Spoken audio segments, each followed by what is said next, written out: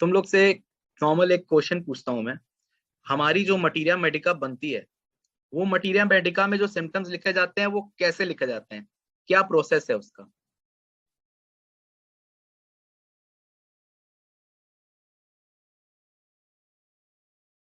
तुम लोग मटीरिया पढ़े हो, एलन बोरिक, केंट, नैश, तुम लोग ने सबने बोला इनमें सिम्टम्स लिखे हैं। ये सिम्टम्स कहाँ से लिखे गए हैं, क्या प्रोसेस है इन सिम्टम्स को लिखने का?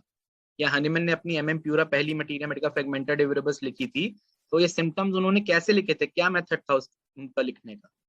कौन बताएगा इसका जवाब?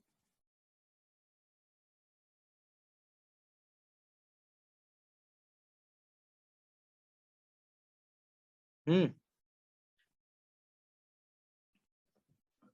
सर ड्रग प्रूविंग में जो सिम्टम्स आए उस सिम्टम्स के बेसिस पे मटीरियल मेडिका लिखी गई है।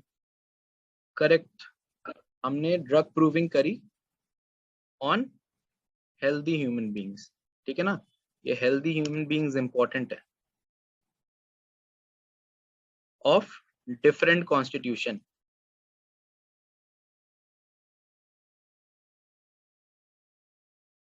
ठीक है ना? अलग अलग एज पे, अलग अलग सेक्स के, अलग अलग डिफरेंट कॉन्स्टिट्यूशन वाले लोगों पे हमने ड्रग प्रूविंग करी। हेल्दी ह्यूमन बींग्स थे वो, और उनको मान लो हमने पल्सेटिला की ड्रग प्रूविंग करनी है, तो उनको पोटेंटाइज फॉर्म में हमने पल्सेटिला दी, और फिर जो पल्सेटिला ने उनके अंदर इफेक्ट प्रोड्यूस किए उसको हमने मटीरिया मेडिका में लिखा। ऐसा ही एक इफेक्ट बताओ पल्सेटिला का, अगर जिसने पढ़ रखी है pulsatilla third year fourth year वालों में से, ऐसा ही एक इफेक्ट एक सिस्टम पे, हमारी बॉडी के एक सिस्टम पे, कौन सा वो सिस्टम है जिसपे पल्सेटिला का बहुत ही ज्यादा इफेक्ट है, और उस इफेक्ट उस सिस्टम की वजह से पल्सेटिला की बहुत ज्यादा सिम्टोमेटोलॉजी बनती है हमारी मटीरियल।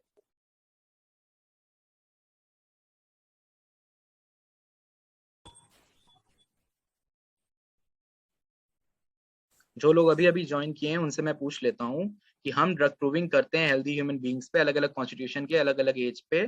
पल्सेटिला की हमें ड्रग प्रूविंग करनी है, हमने उनको पल्सेटिला दी पोटेंटाइज फॉर्म में, वो एक सिम्टम प्रोड्यूस करते हैं। मैं पूछना चाह रहा हूँ, हमारी मटीरिया मेडिका में अगर आपने थर्ड ईयर फोर्थ ईयर में पढ़ा है, पल्सेटिला सब पढ़ चुके हैं, ऐसा कौन सा सिस्टम है हमारी बॉडी का जहां पर पल्सेटिला मेजर वर्क करती है, और उसकी बहुत ज्यादा सिम्टोमेटोलॉजी उस सिस्टम पे काम करने की वजह से आती है? वो सिस्टम का नाम क्या है? इसका जवाब चाहिए मुझे।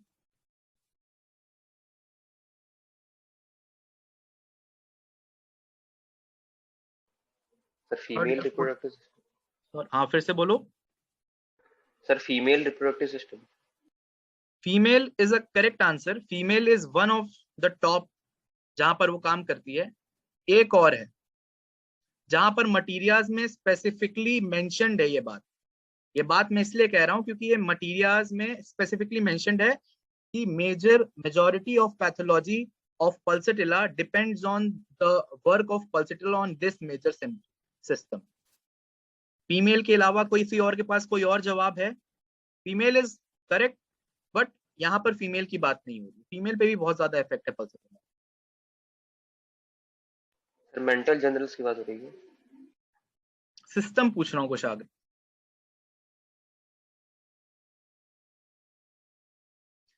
उस सिस्टम का नाम है वैस्कुलर सिस्टम। अगर आपने Clarke materia medica, Nash materia medica, Boericke पढ़ी होगी, एलेंस पढ़ी होगी, कि उसके कई ऐसे सिम्टोमेटोलॉजी हैं जो वैस्कुलर सिस्टम के एक्शन के ऊपर डिपेंड करते हैं। अगर आप WH बर्ट की एक फिजियोलॉजिकल मटीरिया मेडिका आती है होम्योपैथी में, जो फिजियोलॉजिकल एक्शन ऑफ रेमेडी बताता है, तो उसमें ये पर्टिकुलर एक वैस्कुलर सिस्टम के ऊपर पूरा एक पैराग्राफ है, और भी बहुत मटीरिया में मिल जाएगा, मैं भी आपको रेफरेंस दिखाऊंगा। तो ये जो वैस्कुलर सिस्टम पे हमने पल्सेटिला हेल्दी ह्यूमन बीइंग को दी, वैस्कुलर सिस्टम पे ऐड करके सेट ऑफ सिम्टम्स पल्सेटिला की प्रूविंग में हमें मिले, ठीक है ना? ये सेट ऑफ सिम्टम्स हमें क्या मिले, जो वैस्कुलर सिस्टम पे ऐड करने की वजह से पल्सेटिला के एक्शन में आए। अब आती है यहाँ पर दूसरी बात, हमारे पास एक पेशेंट आ रहा है जो कि वैस्कुलर सिस्टम की बीमारियों से, या वैस्कुलर सिस्टम पे उसका मेजॉरिटी ऑफ इफेक्ट हुआ है जब वो बीमार हुआ है, और जो सेट ऑफ सिम्टम्स वो लेके आ रहा है हमारे पास, वो वैस्कुलर सिस्टम से रिलेटेड है, वो सारी वैस्कुलर सिस्टम के डिरेंजमेंट की वजह से हो रहे हैं। तो यहां पर जब हम उसको पल्सेटिला देंगे ना, तो मटीरिया मेडिका में लिखा गया है कि it will work very well. ये चीज मैं इसलिए समझा रहा हूँ, ये मैच करना, ये सिमिलिया का कॉन्सेप्ट समझो। प्रूविंग करी हेल्दी ह्यूमन बींग्स पे अलग अलग एज के अलग अलग कॉन्स्टिट्यूशन के पल्सिटिला दी उनको पोटेंटाइज फॉर्म में। पल्सिटिला ने उनकी बॉडी पे सेट ऑफ सिम्टम्स लाए जो कि वैस्कुलर सिस्टम के एक्शन के प्रोड्यूस होने वाले सिम्टम्स हैं। ये हमें मटीरिया में लिख दिया। अब हमारे पास कोई पेशेंट आ रहा है आपकी क्लिनिक पे जो एक सेट ऑफ सिम्टम्स लेके आ रहा है, वो सेट ऑफ सिम्टम्स के बारे में हम आगे डिस्कशन करेंगे। वो सेट ऑफ सिम्टम्स आपको पता है कि ये वैस्कुलर सिस्टम की डिरेंजमेंट की वजह से प्रोड्यूस होते हैं, और ऐसे सेट ऑफ सिम्टम्स में आपको टोटलिटी में पल्सेटिला की मेजर पीक्यूआरएस सिम्टम्स मिल रहे हैं, उसकी पोजीशन, उसके टेम्परामेंट, उसका कॉन्स्टिट्यूशन मिल रहा है, और ये सब टोटलिटी बना रहा है। तो pulsatilla will work very well in those cases. यहाँ ये बात को समझाने के लिए मैंने आपको ये कॉन्सेप्ट समझाया है, और इसी वैस्कुलर सिस्टम के इफेक्ट के बारे में हम आज डिस्कस करेंगे। सबसे पहले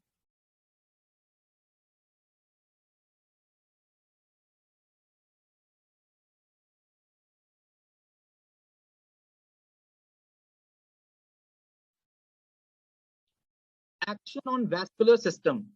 Dr. Teste says this drug acts principally on the vascular apparatus. सबसे ज्यादा प्रिंसिपल एक्शन है इसका वैस्कुलर apparatus में बॉडी के। Dr. Clark says this idea of vascular engorgement usually strings together many of the leading characteristics of pulsatilla. क्या बोल रहे हैं डॉक्टर क्लार्क कि ये जो वैस्कुलर सिस्टम पे ये वैस्कुलर एंगोर्जमेंट, वेन्स का एंगोर्जमेंट, टॉर्चरस नेचर करवा रहा है पल्सेटिला, ऐसे में ये एक स्ट्रिंग है जिससे सारे लीडिंग कैरेक्टरिस्टिक पल्सेटिला के जुड़े हुए हैं। और अगर इसको आपने, इस एक्शन को आपने अच्छे से समझ लिया तो आप काफी कैरेक्टरिस्टिक्स ऑफ पल्सेटिला को समझ सकते हैं। उन्हीं में से कुछ कैरेक्टरिस्टिक सिम्टम्स को हम आज डिस्कस करेंगे। हैं बहुत सारे, इसके लिए आपको क्लार्क मटीरिया मेडिका रेफर करनी पड़ेगी। ये फेरिंगटन में भी अच्छे से एक्सप्लेन्ड है। तो ये फेरिंगटन अपनी मटीरिया मेडिका में कहते हैं, to understand how these phenomena of pulsatilla are caused, whether in women where they are more frequently met with or more exceptionally in men, you must remember that the drug acts upon the vascular system, especially upon the right heart, vein and capillaries. इस drug का special action है vascular system पे, और specially वहां पर right heart, when और capillaries पे। Thus we find whatever weakens the venous portion of circulation. अब पेशेंट की बात कर रहा है, कोई भी ऐसा कॉज जो वेनस पोर्शन ऑफ सर्कुलेशन को अफेक्ट कर रहा है पेशेंट में, whatever retards the blood flow, return of blood to the heart, कोई भी इस फंक्शन को दिक्कत दे रहा है, उसमें रेजिस्टेंस पैदा कर रहा है, must of course provoke just the class of symptoms for which pulsatilla may be indicated. वो वैसा ही सिम्टोमेटोलॉजी दिखाएगा जो पल्सेटिला की सिम्टोमेटोलॉजी से मैच करेगा। आपने एलन की नोट्स में अमिताभ एग्रेवेशन और एम्बलेशन एक बार पढ़ो। एलन की नोट्स में लास्ट में एग्रेवेशन एम्बलेशन दे रखे हैं, एग्रेवेशन एम्बलेशन एक बार पढ़ो। Aggravation in a warm closed room, evening at twilight, on beginning to move, lying on the left or on the painless side, very rich fat, indigestible food, pressure on the well side if it be made toward the disease side, warm application, heat, ambulation in the open air, lying on the painful side, cold air or cold room, cool room, eating or drinking cold thing, cold applications. अब इसमें italics में कौन कौन सी चीजें दे रखी हैं aggravation एम्बलेशन में, bold या इटैलिक्स में?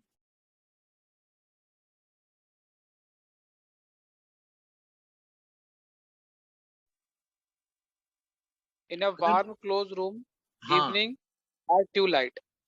यही अगर तुम एग्रेवेशन में देखोगे तो वार्म, हीट, क्लोज्ड रूम, गरम कमरा, गरम जहां पर हीट हो, वार्मथ से एग्रेवेशन इंपॉर्टेंट है पल्सेटिला का, one of the major important factors of pulsatilla है पूरी टोटलिटी में। और ऐसे ही one of the major totality में जो हर जगह एक, हर सिम्टोमेटोलॉजी में चीज मिलेगी, एक और चीज, वो क्या है? एम्बलेशन फ्रॉम ओपन एयर। अब ये जो इतना कैरेक्टरिस्टिक मोडालिटी है पल्सेटिला की, एग्रेवेशन की, एम्बलेशन की, तो हर सिम्टम के साथ आपको मिलती है। इसका रीजन क्या दिया है डॉक्टर E.A. फेरिंगटन ने? We know for instance that a warm closed room will provoke these symptoms. Provoke which symptoms? Symptoms of the vascular apparatus. If a person sits in a closed room or in a one where the temperature is too high, the vein will become tortuous. आप कभी भी temperature का action on arteries, capillaries and veins पढ़िएगा, क्या action होता है, तो आपको ये चीज का साइंटिफिक प्रूफ मिलेगा। जब भी इंसान कोई गर्म कमरे में क्लोज कोई वार्म वाले एरिया में बैठता है तो उसकी वेन्स टॉर्चरस होती हैं, और उसी वजह से there will be some operation about the chest and retardation of the heart action when these symptoms occur in disease suggest pulsatilla. इसी वजह से ये एग्रवेशन फ्रॉम वार्म होता है, क्योंकि पल्सेटिला का मेजर एक्शन है वैस्कुलर सिस्टम है। पेशेंट में मेजर दिक्कत वार्म की वजह से कहाँ आ रही है? वैस्कुलर सिस्टम पे आ रही है। वैस्कुलर सिस्टम की वजह से इफेक्ट जो आ रहा है और जो पल्सेटिला में सिम्टम लिखा है वो मैच कर रहे हैं। इसी वजह से पल्सेटिला में एग्रीवेशन ऑफ वार्म और हीट को इतना इंपॉर्टेंस दिया गया है। अब इसी का उल्टा करो, अगर वार्म से दिक्कत हो रही है despite the chilliness which arises from the anaemia. अब इसमें एक चीज पहले हम और सीखते हैं। कोई ये बता सकता है कि अनीमिया और चिलीनेस का रिलेशन है? क्या anaemic patients feel extra chilli?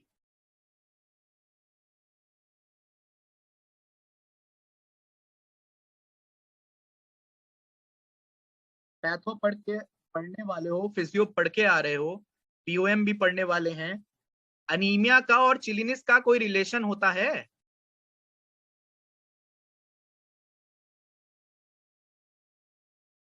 अगर आप अच्छे से अनीमिया को पढ़ोगे तो anaemic patient feels more chilly. जाके फिजियो में पैथो में अच्छे से पढ़िएगा।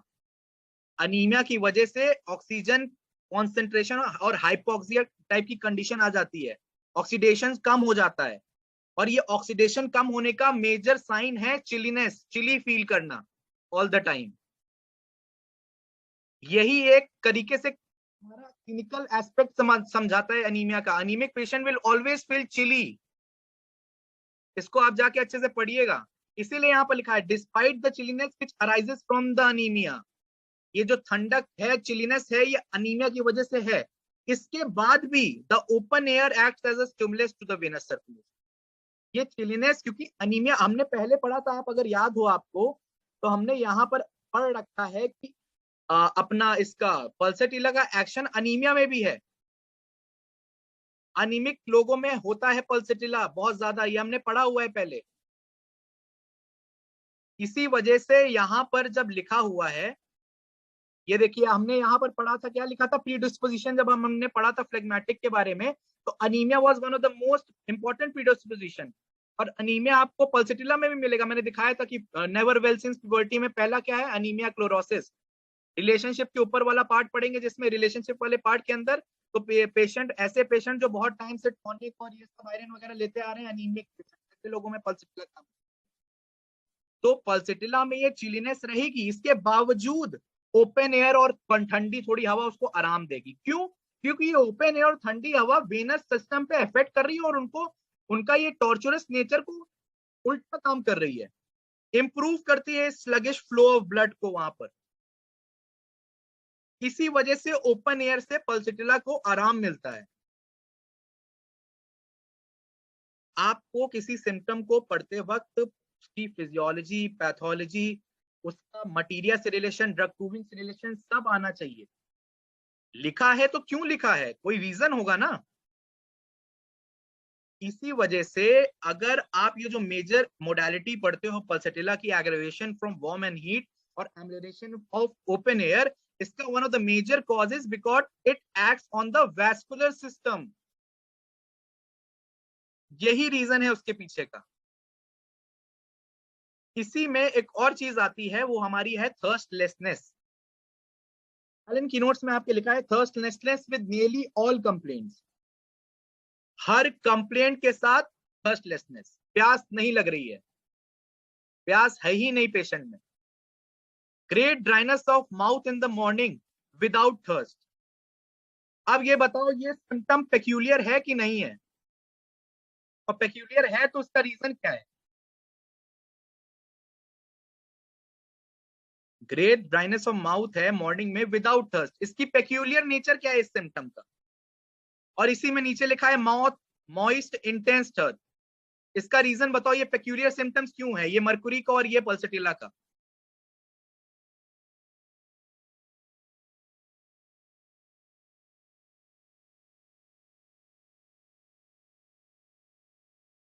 कोई बताएगा क्यों है पेक्यूलियर, ये अनकॉमन क्यों है ये? थर्ड ईयर फोर्थ ईयर में से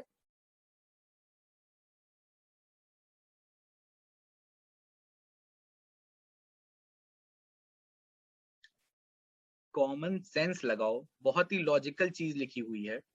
कभी भी प्यास लगती है तो गला और मुंह सूखता है कि मॉइस्ट होता है?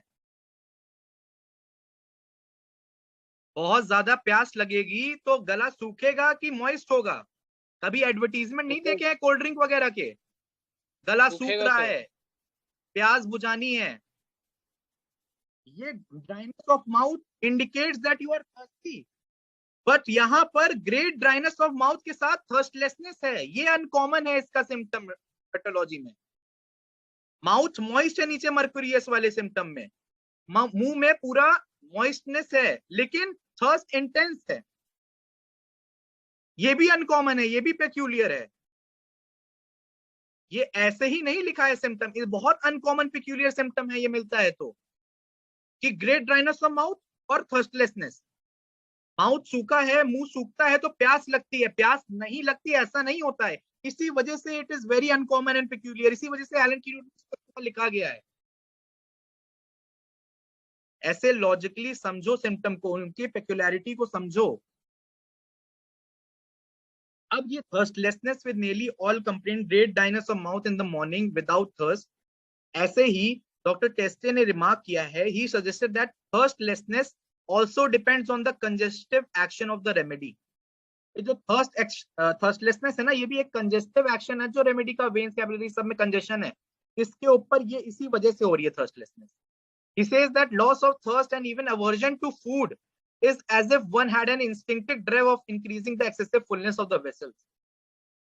कि इतना वेसल्स हमारी फुल हो रखी है पहले से कि अब इसमें और पानी नहीं डाल सकते, ये ड्रेड है एक पेशेंट।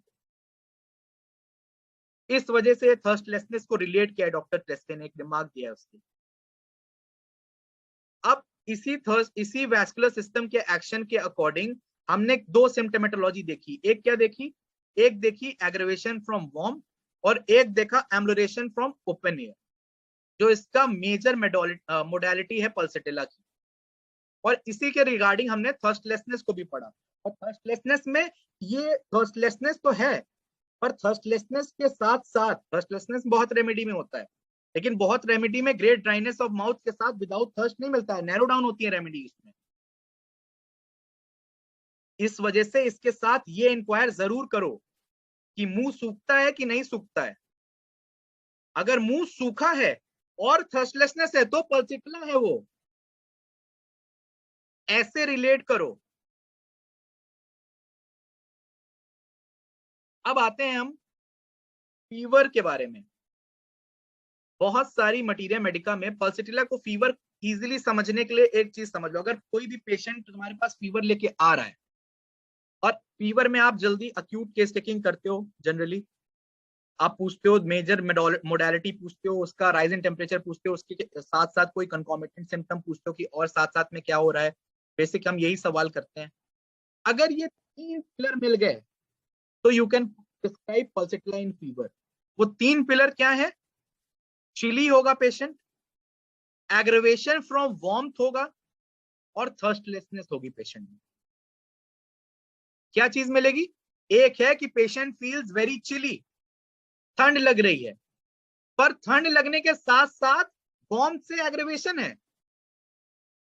जिसको ठंड लग रही है उसको एकदम उड़ाओगे, वो करोगे, वो करेगा ना, एक जनरल हमारे रिएक्शन होता है, पर इसको ठंड लगने के चिली के साथ साथ एग्रेवेशन फ्रॉम वार्मथ भी है, और साथ में क्या है, थर्स्टलेस है पेशेंट बुखार में।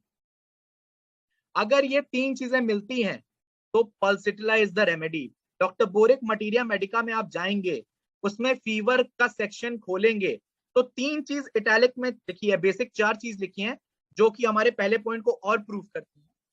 पहली चीज क्या लिखी है? Chilliness even in a warm room. देखो, chilliness even in a warm room, room गर्म है लेकिन चिलीनेस फील कर रहा है। विदाउट थर्स्ट, दूसरा पॉइंट हमारा इटैलिक्स में, प्यास नहीं है। चिली, अब इसका चिलीनेस कैसा है वो बता रहे हैं, डिस्क्राइब कर रहे हैं। Chilly with pain. एक और चीज बोला जाता है पल्सिटिला में, जितना पेन इंक्रीज होगा उतना चिलीनेस इंक्रीज होती है पल्सिटिला की। एलन की नोट्स में ये लाइन लिखी है, पढ़ लेना। More the pain more the chilliness. Spots में चिली होती है पल्सिटिला। जनरली बोला जाता है एक और पेक्यूलियर सिम्टम्स है पल्सिटिला का, half side of the body में सिम्टम आते हैं, या तो इधर साइड या इधर, और ज्यादातर राइट साइड में। और हाफ साइड में स्पॉट्स में कहीं कहीं कहीं कहीं चिलीनेस मिलेगी। First evening one of the most peculiar होता है। इवनिंग में वर्स्ट, अगर एग्रीवेशन में पढ़ोगे तो इवनिंग वर्स्ट, ट्विलाइट वर्स्ट मिलेगा तुम्हें। अमिताभ ने भी पढ़ा था ट्विलाइट के टाइम पे, ये शाम और रात के होने का बीच वाला समय जो होता है ट्विलाइट, उस वक्त एग्रीवेट करता है पल्सिटिला का patient. Chills around 4 p.m. Intolerable burning heat at night with distended veins, heat in parts of the body, coldness in other parts. One-sided sweat, pain during sweat.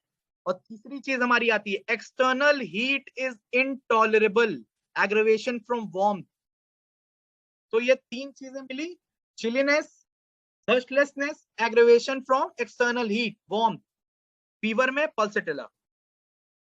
साथ में एक और चीज क्या लिखी है? Veins are distended. हमने वेन्स के बारे में पढ़ा, वेन्स पे, वेनस सिस्टम पे मेजर एक्शन है, हर किसी सिम्प्टोमेटोलॉजी के साथ मिलेगा ही मिलेगा। ऐसे फीवर में आप पल्सिटिला दे सकते हैं। और इसी चीज को और रिमार्क करने के लिए डॉक्टर क्लार्क की मटीरिया मेडिका में जब आप ये पढ़ोगे तो इसमें साफ साफ लिखा है उन्होंने, the 3 characters that is chilly, aggravation by warmth, thirstless, serve to define the fever of pulsatilla in whatever form it may be met. किसी भी चीज तरीके का फीवर हो रहा है, मीजल्स का फीवर है, मम्स का फीवर है, टाइफाइड का फीवर है, बिलियस अटैक की वजह से फीवर है, कैटरल फीवर है, इंटरमिटेंट फीवर है, रूमेटिक फीवर है, कोई भी प्रकार का फीवर है, ये 3 सिम्प्टोमेटोलॉजी मिल रही है, गिव पल्सिटिला। साफ कहा है डॉक्टर क्लार्क ने यहाँ पर। और उसी में चिलीनेस को आगे उन्होंने भी डिफाइन किया है, वन साइडेड होती है, नंबरेंस जो मैंने बताया था आपसे अभी पहले कि one sided of the body chilliness, spots में chilliness, flitting in spots now here and there, changeability तो पल्सिटिला का कीनोट है ही, हम पहली क्लास में पढ़े हैं, कभी इधर कभी उधर, कभी इधर कभी, no stools are alike, no chills are alike, कभी इधर चिली फील कर रहा है, कभी इधर चिली फील कर रहा है, स्पॉट्स में चिली फील कर रहा है। With the heat there are distended veins and burning hands that seek cool places, burning hands that seek cold places, हाथ इतने गर्म हो रहे होंगे कि उनको ठंडी जगह पे रखने का मन करेगा पल्सिटिला पेशेंट का। ये भी बहुत अच्छी सिम्टम है pulsatilla. And still there is no thirst, तब भी थर्स्ट नहीं है। और ये बताने की जरूरत नहीं है कि फीवर में थर्स्टलेसनेस अपने आप में बहुत पेक्यूलियर चीज होती है। अब हम एक सिम्टम पास आते हैं पल्सिटिला के। हमने वेनस सिस्टम पे इसका पढ़ा, हमने फीवर के बारे में पढ़ा, पेक्यूलियर क्या है, आपको प्रिस्क्राइब करना हो तो आपको क्या मेजर पॉइंट्स देखने हैं फीवर में। अब हम आते हैं एक सिम्टम पे जो कि है मेटास्टेसिस। आप एलन की नोट्स में, अमिताभ एलन की नोट्स में सेकंड पेज पे एक सिम्टम लिखा हुआ है मम्स से रिगार्डिंग, पढ़ो वो symptom. Mumps, metastasis to mammae और testicle. Mumps, metastasis to mammae और टेस्टिकल। इसी को leaders in homoeopathic therapeutics doctor E V Nash ने लिखा है, metastasis of gonorrhoea to testicle, metastasis of mumps to mammae and testicle. ये इस सिम्टम को थोड़ा कोई एक्सप्लेन करेगा? इस सिम्टम का क्या रिलेशन है, ये क्या है मम्स का मेटास्टेसिस मैमे टेस्टिकल में? कोई इसका कोई लॉजिकल एक्सप्लेनेशन है? थर्ड ईयर फोर्थ ईयर में से सर मम्स जब सप्रेस कर दिया जाता है तो वो टेस्टिकल्स में मेटास्टेसिस कैंसर कॉज कर देता है। क्या सिर्फ सप्रेस करने के बाद ही होते हैं? ये तो नॉर्मल सी बात है कि metastasis of mumps to testicle लिखा है तो सप्रेस होने के बाद ये आंसर। क्या कोई पैथोलॉजिकल फिजियोलॉजिकल रिलेशन है इस चीज का? कोई रेफरेंस बता सकते हो? पढ़ा था ये यार। रिलेशन तो है। POM पढ़ी सर है? मम्स वैसे भी सर ऑर्काइटिस कॉज करते हैं मेल्स में। फिर से बोलो। सर मम्स जो है ऑर्काइटिस कॉज करते हैं मेल्स में, मतलब Correct हर केस में है, लेकिन answer. कई केसेस में करते हैं। Correct answer. ये याद रखना, कल ये मैं डॉक्टर सुनमल सरकार की बात कर रहा हूं जो उन्होंने अपने लेक्चर में कही थी कल एलन की नोट्स के रिगार्डिंग। डॉक्टर एलन मटीरिया पढ़ाने से पहले आर्मी में सर्जन थे और उसके बाद एनाटॉमी के प्रोफेसर थे। तो ये मत सोचना कोई उनको फिजियोलॉजी पैथोलॉजी का ABCD नहीं आता था और उन्होंने यूं ही लिख दिया। अब आप जाके अपनी किताबों में एक चीज पढ़िएगा, डॉक्टर CM बोगर ने भी इस चीज, देखो डॉक्टर CM बोगर की साइनोप्टिक कीनोट की ये कितनी खास बात है, उन्होंने एक वर्ड में वो पूरी जिस्ट बता देते हैं, निचोड़ है पूरा निचोड़। उन्होंने सिंपल लिखा है metastasis full stop, venosity venous system पे काम करती है, वेनोसिटी फुल स्टॉप। अगर आप ये Harrison text book of medicine का मैंने स्क्रीनशॉट लिया है, हैरिसन में मम्स पढ़ेंगे तो ये पॉइंट पढ़िए ध्यान से, क्लिनिकल मैनिफेस्टेशन ऑफ मम्स का। Epididymo-orchitis is the second most common manifestation of mumps, developing in 15 to 30% of cases in post-pubertal males. Puberty के बाद जिन मेल्स को मम्स की शिकायत होती है उनका सेकेंड मोस्ट कॉमन मैनिफेस्टेशन होता है ऑर्काइटिस और एपिडाइडिमोटाइटिस, एपिडाइडिमिस का इन्फ्लेमेशन या ऑर्काइटिस टेस्टिकल्स का इन्फ्लेमेशन। इसी वजह से वहां पर वो लिखा है कि ऐसा कोई पेशेंट तुम्हारे पास आया, मेल है, पोस्ट प्यूबर्टल है, constitution wise he is very mild, he is very gentle, he is like pulsatilla, he is showing phlegmatic temperament, and you get that he has suffered from mumps। और mumps पहले आपको past history में mumps मिलता है उसकी, आप past history लेते हो केस टेकिंग में, mumps पास्ट हिस्ट्री में मिला, अभी वो ऑर्काइटिस से सफर कर रहा है, पल्सटिला ही सोचो, रिलेट करो पल्सटिला को। क्यों? क्योंकि यहां पर लिखा है मम्स के बाद ऑर्काइटिस होने में पल्सटिला दीजिए, पेशेंट पेस्ट हिस्ट्री में मम्स लेके आ रहा है, पल्सटिला की टोटलिटी लेके आ रहा है और अभी ऑर्काइटिस लेके आ रहा है। तीनों चीजें केस टेकिंग से कनेक्ट करो और पल्सटिला तो काम करेगी, 100% करेगी। इसी चीज को सिसिल की मटीरिया मेडिका में, उसमें मैमे का इन्फ्लेमेशन भी लिखा है। सेसिल की मटीरिया मेडिका बोला, I am sorry, practice of medicine text book of medicine पढ़ेंगे तो उसमें लिखा है, ऊपर तो देखिए ऑर्काइटिस का मैंने आपको एग्जांपल बता दिया है, नीचे अदर मैनिफेस्टेशन ऑफ मम्स में पढ़िए। Mumps can cause inflammation of glandular tissues including pancreatitis, thyroiditis, oophoritis and mastitis have been reportedly in post pubertal women with mumps. अगर वुमेन में मम्स का सप्रेशन, पीछे मम्स है, मम्स का वो मिल रहा है और आगे जाके पोस्ट प्यूबर्टल वुमेन में मिल रहा है, मेमोरी ग्लैंड का इन्फ्लेमेशन, तो think of pulsatilla regarding totality आपको मिल रही है। यही ऑर्काइटिस मेल में मिल रहा है तो थिंक ऑफ पल्सटिला रिगार्डिंग आपको टोटलिटी मिल। Relate to pathology, physiology, materia and your drug rule, everything. Rejoin करो एक बार, 1 मिनट से कम बचा है।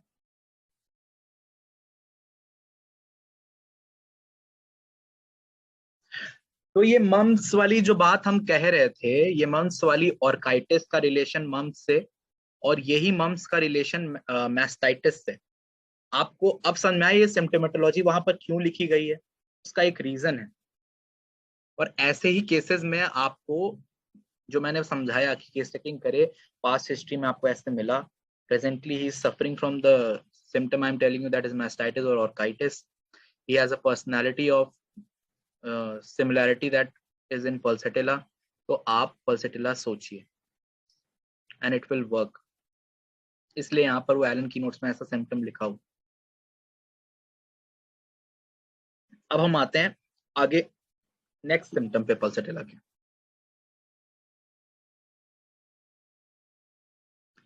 अब ये जो नेवर वेल सिंस प्यूबर्टी वाला सिम्टम है पल्सटिला का,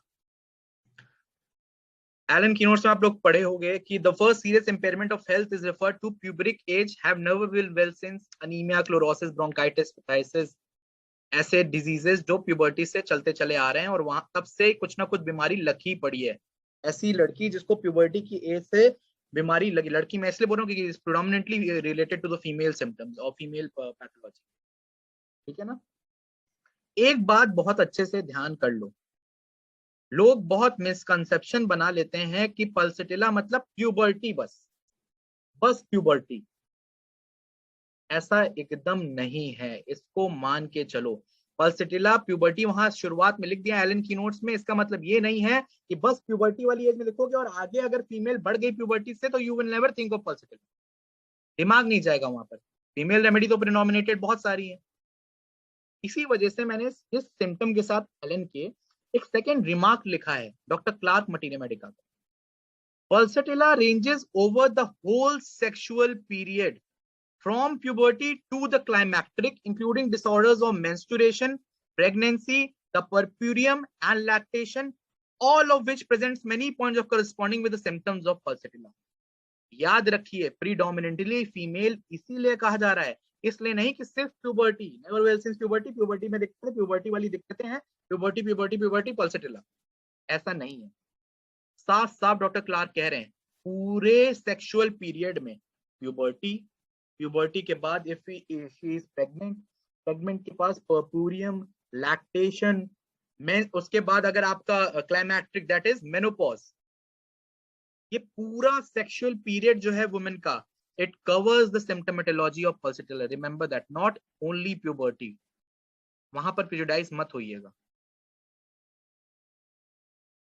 अब प्यूबर्टी में जो ये दिक्कत आती है पल्सेटिला को, उसमें एक बहुत पेक्यूलियर चीज है पल्सेटिला में, प्यूबर्टी की एज वाली लड़कियों में, वो क्या है? एपिलेप्सी और इरेगुलर या एमेनोरिया, इरेगुलर मेंसेस या एमेनोरिया, एब्सेंस ऑफ मेंसेस, इनका एक अमेलगमेशन ऑफ सिम्टम्स मिले। इसके रिलेटेड दो सिम्टम, दो केसेस भी बता रखे हैं। एपिलेप्सी विद एब्सेंस और irregularity of menses has been cured with pulsatilla. कोई फीमेल है प्यूबर्टी की एज की है, उसमें इरेगुलर मेंसेस हैं, याद रखिएगा पल्सेटिला डिलेड मेंस्ट्रुएशन में भी दी जाती है, ठीक है ना। इरेगुलर है, मेंसेस अभी तक आए नहीं है, एब्सेंस है, एज आ गई है, ऐसे में हाथ में मिल रहे हैं, तो pulsatilla has worked in these cases. यहाँ पर ब्रिटिश जर्नल ऑफ होम्योपैथी, ये जो बोजेनस BGH लिखा हुआ है ना, ये आपको क्लार्क में मिल जाएगा रेफरेंस, और ब्रिटिश जर्नल ऑफ होम्योपैथी, अगर आप क्लार्क का प्रीफेस पढ़ेंगे तो इसमें इस रेफरेंस का फुल फॉर्म दिया हुआ है कि कहां से उठाया है। ब्रिटिश जर्नल ऑफ होम्योपैथी में दो केसेस दिए हुए हैं। Girl of 18 of good constitution with no hereditary predispositions, कोई भी हेरिडेटरी प्रीडिस्पोजिशंस नहीं है इसके, had amenorrhea for 6 months, 6 महीने से एमेनोरिया से सफर कर रही है, and a fit at the time each period was due। Amenorrhoea से सफर कर रही है और जब भी मेंसेस आने का टाइम होता है, मेंसेस की जगह क्या होता है? Epileptic fit. ऑरा कैसा है उन फिट्स का? सैड, पेल एज डेथ, उस समय पेल एज डेथ है, वो पेशेंट एकदम पेल पड़ा हुआ है। चूइंग मूवमेंट्स, माउथ के चूइंग मूवमेंट्स हैं। Pulsatilla 6, 1 dose a day, next month menses returned and there were no more fits। Pulsatilla 6 potency में एक डोज सिंगल डे में दी, नेक्स्ट मंथ से मेंसेस आए, एपिलेप्टिक फिट्स नहीं आए, मेंसेस की जगह पे जो पहले आ रहे थे। ऐसा ही एक केस है Roberts girl of 14 with no hereditary predisposition. याद रखिए कोई भी हेरिडेटरी प्रीडिस्पोजिशन नहीं है fits 12 months, exciting cause non appearance of menses, आने की वजह से क्या हो रहा है? फिट्स आ रहे हैं। 1 great fit per month, small fits daily, महीने में एक बार बहुत बड़ा फिट आएगा, वैसे डेली छोटे मोटे फिट्स आते रहते हैं। और क्या है? Self willed, angry, stands on one spot, stares into vacancy, stamps her foot in fit, cries, deathly paleness इसमें भी प्रेजेंट है, मार्क करिएगा। वहां भी डेथली पेलनेस जैसा यहाँ भी डेथली पेलनेस है। biting tongue, flow of urine, continuing the occupation she was engaged with at commencement of fit। इस केस में भी pulsatilla 31 dose a day the, some weeks after slight fit, fits की frequency complete। Months later menses came on for first time, no great fit, small one rare। बड़ा fit जो आता था वो खत्म हो गया, बहुत दिनों महीनों बाद उसके मेंसेस आए फॉर द फर्स्ट टाइम, और स्मॉल फिट्स थोड़े बहुत आ रहे थे। पल्सेटिला 31 डोज अ वीक करी गई उसके बाद, months later a great fit came, pulsatilla once a day दी गई, फिर से no more great fits, only a few small ones, cure permanent. तो ये जो केसेस हैं, अगर आपको कोई ऐसा पेशेंट, एक कोई ऐसी फीमेल मिलती है, she suffering from amenorrhoea, she suffering from irregular menses, और she is suffering from delayed menses, आई ही नहीं है, फर्स्ट टाइम में आई ही नहीं, उसमें साथ में मेंसेस की जगह क्या मिल रहा है, एपिलेप्टिक फिट्स मिल रहे हैं, उसमें डेथली पेलर मिल रहा है, pale as death. Think of pulsatilla and think of these cases, think of doctor Clarke. सोचो क्या दे सकते हैं, बशर्ते वहां पर और भी चीजें टोटलिटी एकदम डिफर ना कर रही है, ये भी चीज हमें ध्यान रखनी है। अब प्यूबर्टी में क्या क्या दिक्कतें होती हैं, ये तो हमने पढ़ लिया कि प्यूबर्टी से परेशान होती है। डिरेंजमेंट्स एट प्यूबर्टी करके एक चीज लिखी हुई, एक सिम्टम लिखा हुआ है एलन की नोट्स, उसमें क्या क्या चीजें होती है, menses from getting feet wet, पैर के भीगने से सप्रेशन ऑफ मेंसेस होना। आपने केस टेकिंग ली, क्या दिक्कत है, मेंसेस नहीं हो रहे हैं, मेंसेस इरेगुलर हैं, कब से इरेगुलरिटी चालू हुई थी, कब से मेंसेस नहीं हो रहे हैं, इंक्वायर करो, कॉज का इंक्वायर करो, अगर अक्यूट है तो उसमें भी इंक्वायर करो, क्रॉनिक है तो उनमें भी इंक्वायर करो। हमने फिफ्थ अफोरिज्म में ये अच्छे से पढ़ा है, we have to inquire for the cause, cause gives us the way, उस कॉज को ढूंढो, अगर ये कॉज मिल रहा है वहां पर तो थिंक ऑफ पल्सेटिला। मेंसेस इस कॉज की वजह से हो रहा है, उसके बाद दिक्कत क्या है उसके अंदर particular, menses are too late, scanty, बहुत कम क्वांटिटी में हो रहे हैं, बहुत लेट आ रहे हैं, स्लाइमी है, पेनफुल है बहुत ज्यादा, इरेगुलर। याद करना कि हम पेनफुल मेंस्ट्रुएशन में सीधे मैकफॉस सोचते हैं, अगर एक जनरल थेरेप्यूटिक वे में देखें तो अगर कोई भी मेंसेस फीमेल कोई पेनफुल मेंसेस से सफर करे तो first remedy you think of is mag phos दे दो। मैकफॉस रिलेशन में लिखी है, वहां पर पल्सेटिला भी है, याद रखना पेनफुल मेंसेस में। देखो रिलेशन में एलन की नोट्स में मैकफॉस मेंशन्ड है वहां पर, तो देखो वहां पर मैकफॉस जैसा थोड़ा टोटलिटी मिल रहा है, मेंसेस का क्वालिटी मिल रहा है, सप्रेशन तो फीट वेट होने की वजह से ये सब नहीं मिल रहा है। डिफरेंशिएट करो, मैकफॉस तब, पल्सेटिला तब दो, जस्ट बिकॉज बोल दिया है तो ऐसे ही मत दे दो। With evening chilliness, with intense pain and great restlessness and tossing about, intense pain, भयंकर पेन हो रहा है, रेस्टलेस हो गई है, इधर से उधर टॉस कर रही है बेड पे। ब्रैकेट में क्या लिखा है, मैकफॉस। मेंस्ट्रुएशन के टाइम पे पेन होना, इंटेंस होना, एकदम रेस्टलेस कर दे रहा है पेशेंट को, इधर से उधर टॉस करी पड़ी है बेड से, इतना दर्द हो रहा है पेट में, मैकफॉस सोचो, पल्सेटिला सोचो, लेकिन उसको डिफरेंशिएट भी जानो। फ्लो मोर ड्यूरिंग डे, दिन के वक्त ज्यादा फ्लो होना, ये भी पल्सेटिला का एक कैरेक्टर है मेंसेस से रिगार्डिंग। और यहीं अगर लाइंग डाउन में ज्यादा होता है तो क्रियोजोट। डिलेड फर्स्ट मेंस्ट्रुएशन, जो यहाँ पर बात कर रहे थे हम लोग पीछे एपिलेप्सी वाले में, पहला मेंस्ट्रुएशन ही डिलेड है, आया ही नहीं है, एब्सेंस है, एपिलेप्सी साथ में मिल रहा है, थिंक ऑफ पल्सेटिला। इसी के फीमेल सिम्टोमेटोलॉजी के रिगार्डिंग एक थ्रेटन अबॉर्शन से रिगार्डिंग एक सिम्टम लिखा हुआ है एलन की।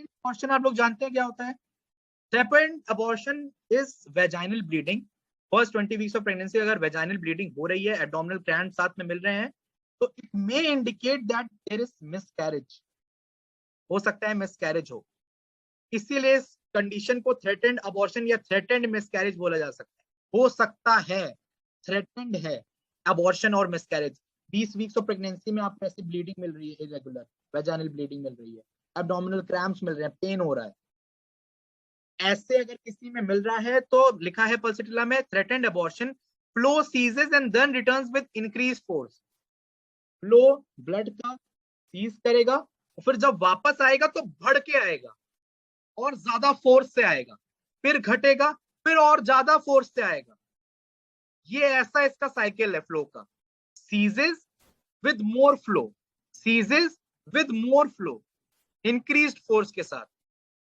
ऐसा मिले अगर कोई प्रेग्नेंट लेडी में 20 वीक्स के पहले है, ये सिम्टम्स दिखा रही है, पेन्स हो रहे हैं, स्पाज्मोटिक है, एक्साइट, सफोकेशन एंड फेंटिंग, इतने पेन हो रहा है कि पेन की वजह से she feels suffocated, she feels like fainting, she will फेंट, बेहोश हो जाएगी, सफोकेशन फील हो रहा है, उसको फ्रेश एयर की डिजायर है, खिड़कियां खोल दो, दरवाजा खोल दो, मुझे बाहर ले जाओ, बाहर चाहिए मुझे, बाहर मुझे हवा चाहिए, फ्रेश एयर चाहिए, फ्लो में, ceases coming with more force, pain, spasmodic, suffocation, fainting, दरवाजा खिड़कियां खोल दो, मुझे बाहर की हवा चाहिए, फ्रेश एयर चाहिए, थिंक ऑफ पल्सेटिला।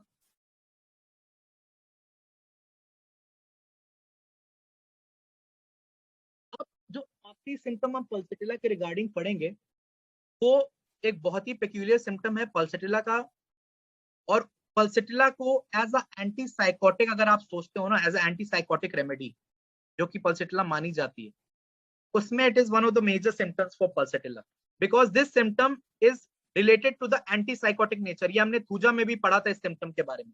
इसमें सिक्रीशंस होते हैं of which colour, yellowish green thick bland secretions. Yellowish green secretion are characteristic of sycotic miasm. इसी में और भी साइकोटिक रेमेडीज रिलेट करी एलन की नोट्स में पढ़ेंगे अगर आप। Secretion from all mucous membrane, सारी म्यूकस मेम्ब्रेन में कहीं भी हो बॉडी में उससे सिक्रीशन हो रहा है। कैसा थिक है, कैरेक्टरिस्टिक देखो सिक्रीशन का ध्यान से, thick, bland, not acrid, bland. Differentiate between bland and acrid because medicine will differentiate according to bland secretion and acrid secretion. फिर कलर है येलोइश ग्रीन। पल्सेटिला सोचो, काली सल्फ सोचो और नैटम सल्फ सोचो, मे बी थूजा सोचो, और ये याद रखो कि ये kali sulph, natrum sulph, thuja, pulsatilla, they are all anti sycotic remedies. Think of that. Suppress gonorrhoea की वजह से भी ऑर्काइटिस है, ये याद रखना। पल्सेटिला में हमने पढ़ा है पीछे। Metastasis of gonorrhoea to testicles, ये भी प्रेजेंट होता है पल्सेटिला में, ये भी एक एंटीसाइकोटिक नेचर का सिम्टम है। इसी में ईबी नैश ने बहुत अच्छे से डिफाइन किया इस सिक्रीशंस के बारे में। Having calling attention to the action of pulsatilla on the digestive organs which are lined with mucous membrane. Digestive organs से बहुत अच्छा काम करती है pulsatilla, और इसी में mucous membrane से lined होते हैं digestive organs.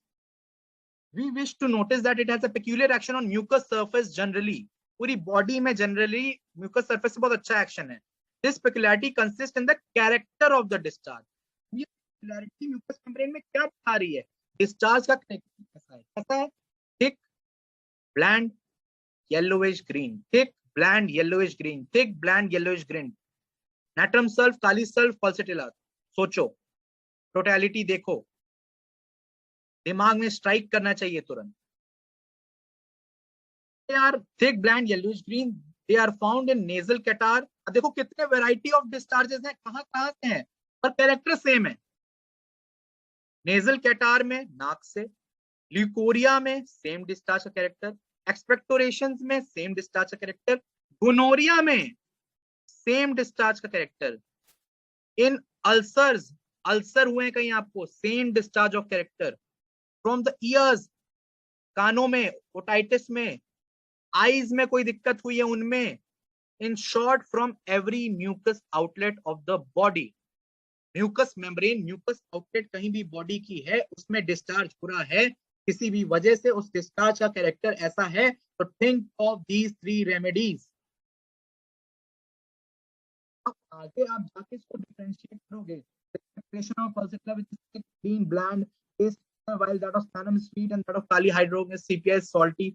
अभी आगे बहुत सारे डिफरेंशिएशन है, अगर आप कंपैरेटिव मटीरिया मेडिका पढ़ोगे, थोड़ा कंपेयर करके और रेमेडीज से पढ़ोगे। रिगार्डिंग इस लेक्चर के एंड में मैं बताऊंगा आपको।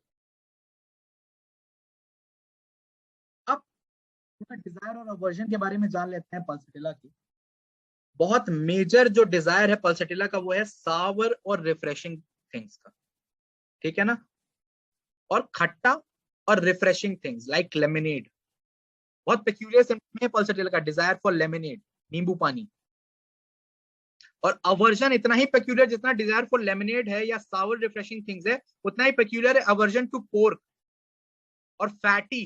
पोर्क से, अब यहाँ पे तो पोर्क का कंजम्पशन इंडिया में उतना ज्यादा नहीं है, आप पोर्क से समझिए कि फैट कंटेंट वाला, अवर्जन टू फैट होता है उसमें, पल्सेटिला में, नाइट्रिक एसिड में, नक्स वोमिका में। तो ये अवर्जन टू फैट है ना, ये पोर्क से समझो। Pork is majority of content of pork is fat, fat होता है पोर्क में, पोर्क के मीट में। तो फैट से दिक्कत है बेसिक उसको, पल्सेटिला को। Aversion to meat, butter fat, butter fat, देखो ये सारा फैट कंटेंट वाला मटेरियल है। Pork, bread, milk, smoking. तो major desire for sour refreshing lemonade and major aversion to fat, pork, you will find in pulsatilla. Pulsatilla के बारे में हमने बेसिकली बहुत सारे कैरेक्टर, बहुत सारे सिम्टम्स हम एक टोटलिटी में कवर कर लिए हैं। आप एलन कीनोड्स अच्छे से एक बार पढ़िए। अगर आपको कोई डाउट अभी भी हो रहा है किसी सिम्टम के रिगार्डिंग, नैश पढ़ो, बोरिक पढ़ो, जितनी मटीरियल मेडिका जा सकते हो, खंगोल सकते हो खंगोलो। कोई डाउट बनता है तो पूछो, डिस्कस करेंगे और डिस्कशन होगा। अगर कोई अच्छे डाउट्स लेके आओगे तो उस पॉइंट्स को डाल के पीपीटी में और डिस्कस करेंगे और डीप में जाएंगे पल्सेटिला। पर अभी इतना बेसिक जानने के लिए, आप लोग के पढ़ाई को स्टार्ट करने के लिए इतना काफी है। और याद रखना, comparative study is very important. Comparative study के लिए एक चीज मैं तुम्हें बता रहा हूं, अपनी एलन की नोट्स में आप पीछे, सबसे पीछे खोलोगे, आप पीछे खोलिए एलन की नोट्स में, उसमें आपको इंडेक्स मिलेगा। और इंडेक्स में आप देखेंगे कि इंडेक्स में हर मेडिसिन के रिगार्डिंग पेजेस लिखे रखे हैं एलन की नोट, कि यहाँ ये मेडिसिन मेंशन्ड है। तो यहाँ इस मेडिसिन को खोलो, एलन की नोट्स के पन्ने पलटो और देखो किससे रिलेट किया है और किस सिम्टम के रिगार्डिंग रिलेट किया है। इसको बोलते हैं कंपैरेटिव स्टडी। कि ये पल्सेटिला यहाँ भी लिखी है तो किस सिम्टम के रिगार्डिंग लिखी है, और इस सिम्टम में अच्छा ये भी रेमेडी होती है, उसके ब्रैकेट में दो तीन रेमेडी और मिलेंगी। इससे आपका एक सिम्टम के लिए कितनी रेमेडीज होती हैं, ये कंपैरेटिव स्टडी कहते हैं इसको। आपका दिमाग वाइड होगा इससे। इसको जो भी रेमेडीज अभी एलन से पढ़ रहे हो, बेसिक स्टार्ट करो सेकंड ईयर के लिए, खासकर थर्ड फोर्थ ईयर तो और मटीरियल मेडिका पढ़ता है और ये सब चीजें बता रखी हैं उनको। सेकंड ईयर के लिए खासकर ये चीज करना बहुत इंपॉर्टेंट है आप लोग के लिए। कोई भी एलन से पढ़ो तो उसमें पहले ये काम करो, इंडेक्स में जाके। ठीक है, थैंक यू। आज के लिए इतना ही, पल्सेटिला खत्म करते हैं अब हम। नेक्स्ट हम अपना अफोरिज्म स्टार्ट करेंगे, अब अफोरिज्म 9 से। किसी को कोई डाउट हो रिगार्डिंग पल्सेटिला तो वो पूछ सकते हैं।